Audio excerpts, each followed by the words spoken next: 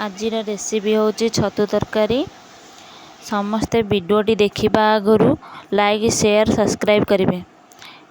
करेई पाचिलानी तेल पकेबी। तेल पकेकी तेल गरम हो आसिलानी छतु पकेकी भाजी नेबी।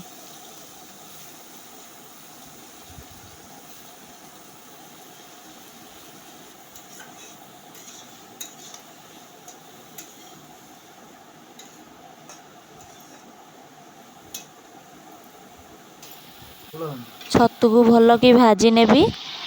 आईसिनिया गंधटा चली जाए भल कि भाजी नेले छतु भल कि भाजी गलानी काढ़ी देवा।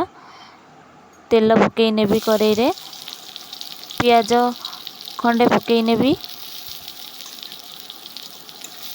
पियाज पाचिगला पर 10 कोला रसुण पकई नेबी।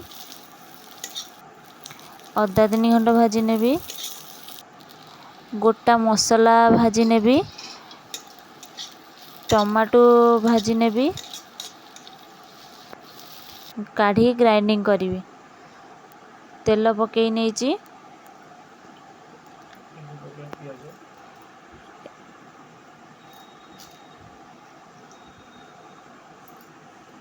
एबे जीरा पकई नेबी। तेजपत्र गोटे पकई नेबी।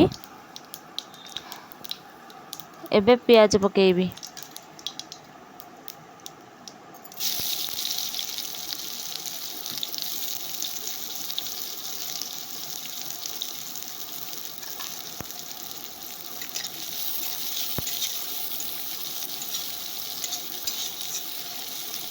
प्याज टिके पाचिगला पर टमाटो पकई नेबी।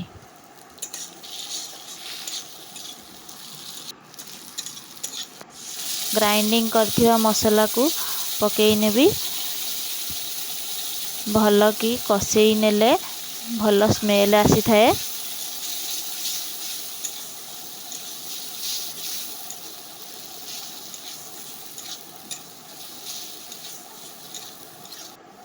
स्वाद अनुसार लूण पकेबी।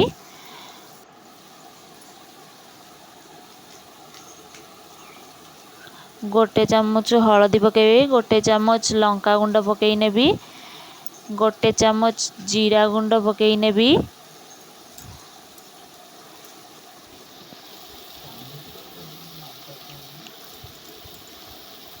गोटे चामच धनिया गुंड पकई नेबी। गोटे चामच रुचि मसला पकई नेबी।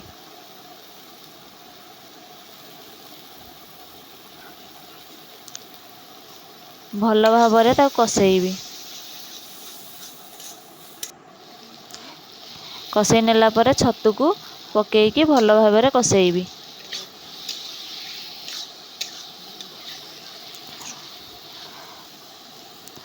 आलू मु किछिटा नहीं आलू पकेकी कषेई नेबी। आलू को भल कि कषेई किछि समय पर पानी देबी। भल भाବରେ कषि आसिलानी।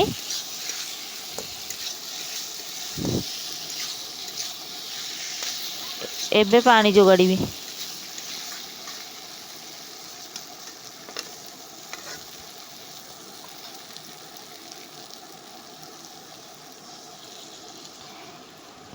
किछि समय छाड़ी देबी।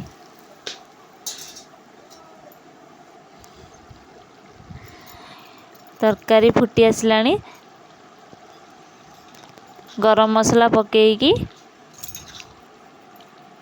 ताकि एपट सेपट करदेबी।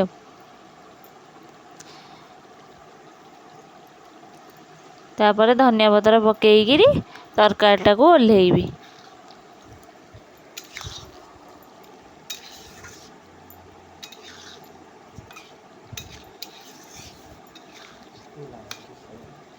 लाइक शेयर सब्सक्राइब करेंगे।